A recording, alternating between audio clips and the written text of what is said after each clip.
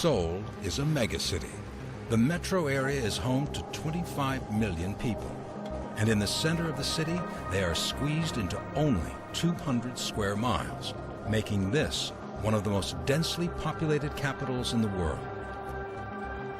With space above ground at such a premium, there was only one solution: to create an underground rail system.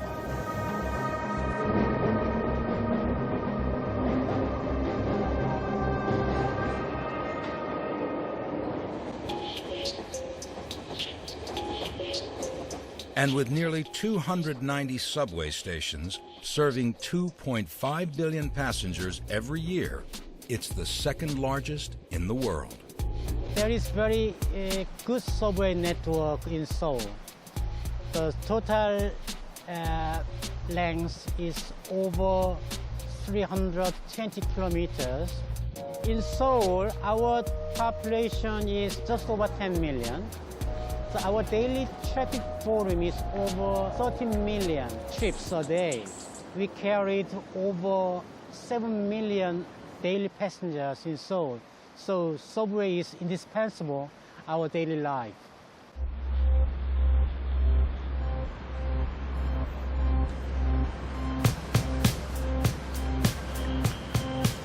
Michael Aronson has been living and working in Seoul for 5 years. And like all residents, the subway is vital to his daily life. In the Seoul district to the east of Seoul, Michael is jumping on the Line 9 Express.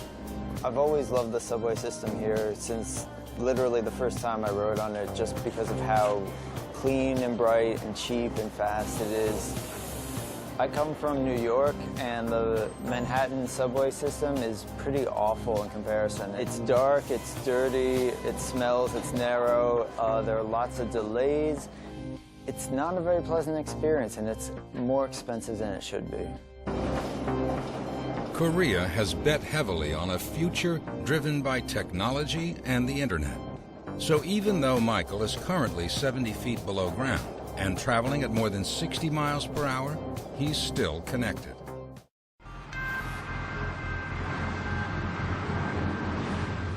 With more than 25 million residents, Seoul is one of the world's largest and most densely populated cities. Seoul is the heart of the country, controlling much of the technology and manufacturing industry spread across Korea. And the most valuable assets in the city are the people and the skills they provide. Getting them to the right place at the right time is crucial. Dr. Lee has seen the country grow from third world living standards in the 1960s to one of the world's 20 largest economies today. Keeping people moving has been crucial to their success. Korea was quite a poor country, particularly in the 1960s. Our GNP was around $80 per person. Rapid industrialization in the 70s and 80s led to a huge increase in living standards, and with it came hundreds of thousands of cars and soul-crushing traffic. To solve these problems, a subway was built, and the first line was completed in 1974 and was swiftly followed by lines 2, 3, and 4. However, late 80s, our population reached around 10 million. So we started to build another subway line 5, 6, 7, and 8. We invested around $1 billion a year for 10 years. So we completed by 2000. Working 80 feet below ground level, Mr. Kim Jin Pal is responsible for the creation of this megastation. A 20-foot-high tunnel opens out into a 140,000 square foot station. But scale isn't their only problem. They are tunneling under the busiest subway line in Seoul, as well as 2 stadiums and a river. This site is the extension of Line 9. Right here is going to be station number 930. It's 3 floors high and all underground. If you look up at the light on the ceiling now, it's flashing, which means the Line 2 subway train is going through overhead right now.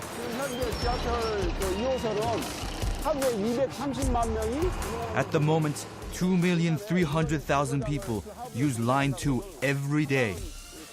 So you know it is not easy to build a new station underneath it.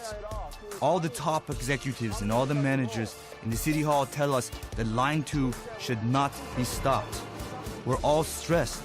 Ever since the construction started, we've been constantly stressed. And with good reason. Seoul is built on foundations of extremely tough granite.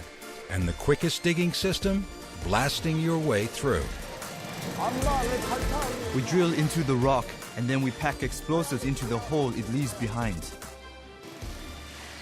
These gigantic machines have water-cooled drilling bits, capable of slicing through the rock with ease.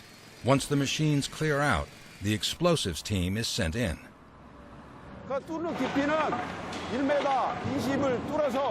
We drill holes 1.2 meters deep, and then 1 meter of rock is blasted out of each explosion.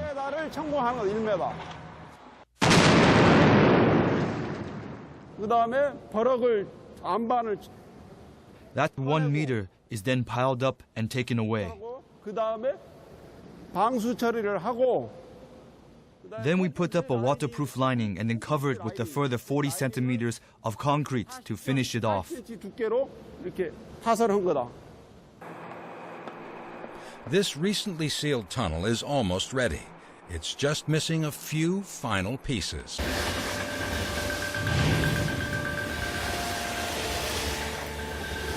Opening in 2009, Line 9 is the newest of the main lines and the most advanced of its type. Keeping the subway system running on schedule is CEO Marcelin Deroux.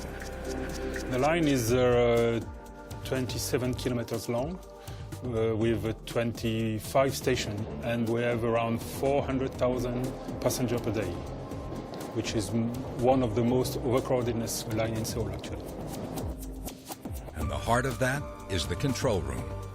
It's a place so vital to the running of the city that a film crew has never before been permitted inside. The operating control center is really the head of our organization, because everything, all the information arrive there. And also when we have some incident, because sometimes we have incident, it's also the place where the decisions are taken. The genius of the system was to bring the controls of all the major systems from the entire line into one room. On adjacent desks sit the controllers of the power systems, the station facilities, and even the trains themselves. 그래가지고 지금 기관사 열차 운행 쪽으로 In terms of actually running the trains on normal days, all the trains run completely automatically using the plan that we have made and sent from the office. That is a triangle between office, drivers, and computer. Despite 10 years spent investing more than $10 billion, by 2004, congestion in Seoul was costing their economy more than $6 billion per year. Seoul had to fix the problem, and they were going to do it the only way they knew how. More technology.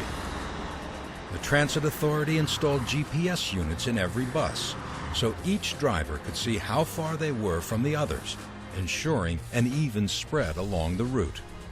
And they introduced the T-Money card, a wireless payment system integrated into gadgets, bank cards, and key rings. Now, all public transportation can be paid for from a single card, and the city can work out which buses and trains are used the most and adapt schedules and routes accordingly.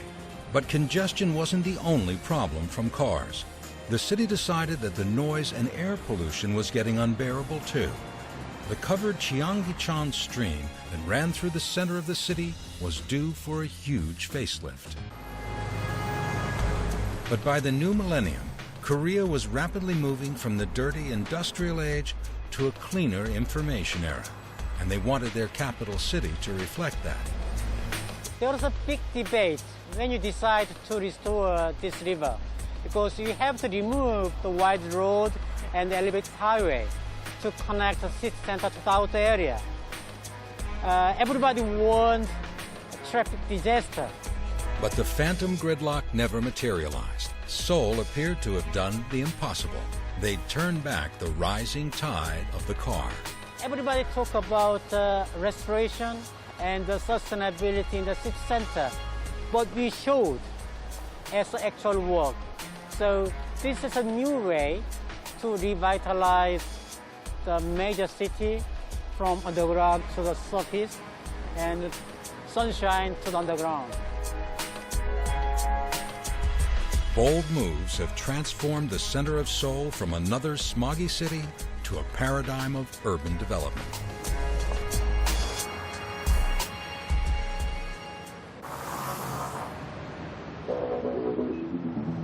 On the 450-mile-long peninsula to the east of China, South Korea has developed quickly, moving from an agricultural economy to an industrial one in a single generation.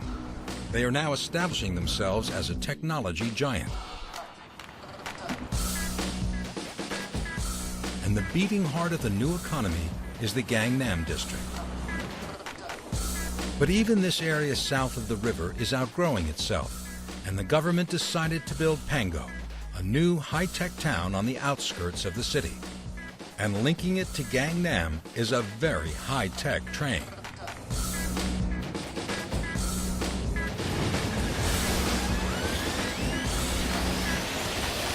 The government makes this line from Gangnam, which is like the best, the most like a crowded area in Seoul, to connect to the Pango new town. Our line is like 17.3 kilometers long, and we operate like 60 minutes, 50 seconds at a single trip. It's also the fastest line in the South Korean metro, running at 70 miles per hour. But that isn't what makes this train so special. The X line is the first driverless subway system in Korea. So we have a driver, but he's not driving. He's just doing for the customer service. To make driverless operation, the signal has to be transmitted from the train to the OCC. So there are two antennas inside the train, here and here. And this antennas sends the signal to access points, which are located every 225 meters in the tunnel. OCC staff can see the train works. So every information of the train is going through these two antennas.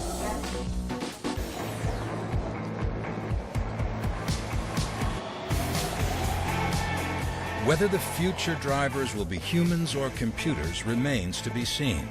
The success of the subway has been realized using the strengths of both. I've been working for Seoul Metro for 27 years. I love being kind and nice to the passengers, helping them out every day. That's why I've been working here for such a long time. Yep, it always feels like my home. I'm as happy to come to work as if I was going to a picnic. The subway was conceived in the 1970s to serve the city and its inhabitants, but it became so vital that it's now started to mold the city too. When a new station was built, the area would be transformed. Skyscrapers would rise from empty lots, and on average, property prices would more than double.